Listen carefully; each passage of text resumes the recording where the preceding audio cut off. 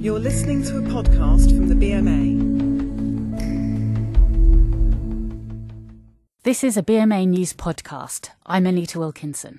More than 10,000 people in the UK need an organ transplant, and 3 die on the waiting list each day because there are not enough donors. Wales is now taking its first steps to change to an opt-out system of presumed consent with safeguards, where people will automatically be placed on the organ donor register but can remove themselves. In this edition, BMA Medical Ethics Chair Tony Callan speaks about the benefits of this opt-out system with safeguards, which is endorsed by the BMA.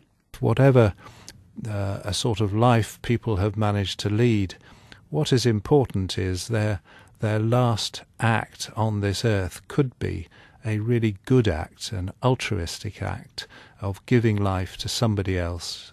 But some people have reservations about the change in organ donation laws. I speak with Muslim Healthcare Student Network Chair Obadar Ghanem at a meeting about organ donation in Islam. I believe that if we do go down this route of opt-out, then there is a risk that we will alienate a segment of our community. For more than a decade, the BMA has been calling for a radical review of the organ donation system. I asked Dr. Callan what the association is proposing.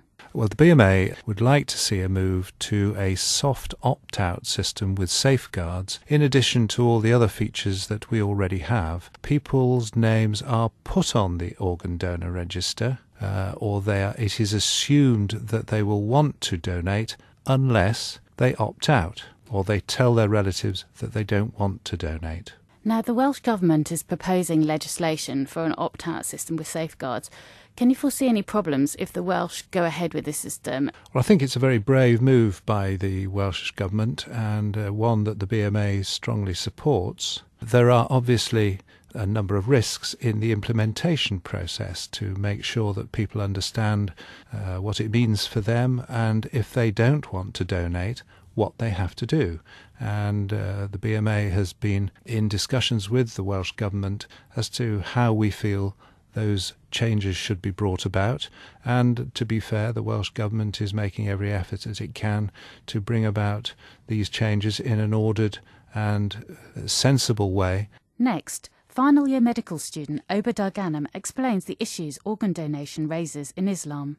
When we ask the question, is organ donation permitted, you have two broad groups. The first group says yes, and the second group says no.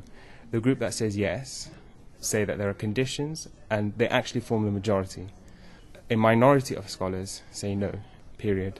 Are you allowed to receive a transplant from a non-Muslim person? This is something that Muslims think about when they're deciding to donate their organs or not. They see that certain acts, for example, which a Muslim doesn't do, may be done by someone else, so you're actually extending that act which that person sees as a sin. So, for example, if you give an organ to someone who drinks alcohol, you're just prolonging the amount of time that they're drinking alcohol. So that's why this issue has got into the debate. There isn't a scholar who says that receiving is permissible but donating is impermissible. Either scholars say everything is permissible or everything is impermissible. They don't mix the two. And unfortunately, there is a perception that religion allows you to accept organs but not allow you to give organs. And there isn't a basis for this in Islamic scholarship. It's very important for people to be aware of that, because people nowadays, they readily accept but they don't give. And that is one of the causes of the shortage that we see today. I'm sure you know that BMA is keen on opt-out with certain safeguards in the UK. I mean, has there been, any statement or is there any opinion on this with regard to Muslims? Muslim scholars say that explicit consent must be given. And there isn't really as such in existing scholarly discussion the idea that you can take organs presuming that person has given you consent. Now, if the person didn't express a wish for or against, then in Islam one can actually go to the family of that person and they can give consent on behalf of that person. So I believe that if we do go down this route of opt-out, then there is a risk that we will alienate a segment of our community. For more information on the BMA policy on organ donation, visit bma.org.uk/organ donation.